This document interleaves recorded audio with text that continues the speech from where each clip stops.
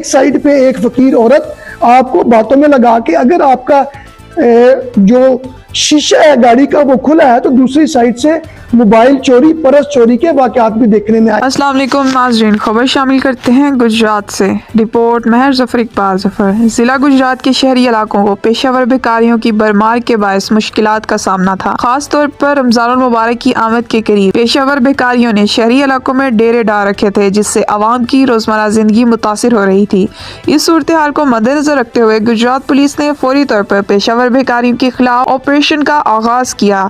पेशावर बेकारियों को गिरफ्तार करके जेल भिजवाया। इस ऑपरेशन में खास तौर पर कम उम्र बच्चों और खवातीन के खिलाफ बिला तफरीक कार्रवाइयाँ की जा रही। पुलिस हकाम ने यकीन दहानी कराई है कि रमजानुल मुबारक से कबल पेशावर गदागर माफिया से शहर को पाक कर दिया जाएगा। गुजरात पुलिस की इस कार्रवाई को अवामुन्नास ने बहुत सराहा है। इसको अवेलेबल डाटा से मालूम होता है कि माह सयाम के दौरान और इससे पहले गदागर जो पेशावर गदागर हैं बेसिकली इनके ग्रोह दर ग्रोह खासकर अर्बन इलाके में मांगते हुए दिखाई देते हैं, जिनके मांगने के मुख्तलिफ तरीके हैं। कोई चीज़ें सेलिंग कर रहे हैं और बल्कि बेसिकली कुछ चीज़ें सेलिंग कर रहे होते हैं लेकिन वो सेलिंग नहीं कर रहे होते, बेसिकली वो भी गदागरी ही कर रहे होते हैं और कुछ डायरेक्टली भीख मांग रहे होते हैं। इससे न सिर्फ अर्बन एरियाज़ की सिक्योरिटी कंप्रोमाइज़ होती है बल्कि फैमिलीज़ के साथ निकले हुए आम शरीफ शहरियों को भी मुश्किलात का सामना होता है।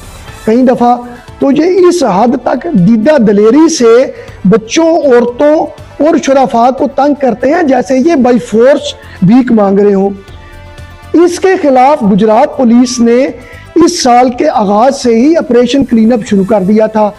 अभी तक 230 पर्चे दर्ज करके सैकड़ों भिखारियों को जेल भेजा जा चुका है।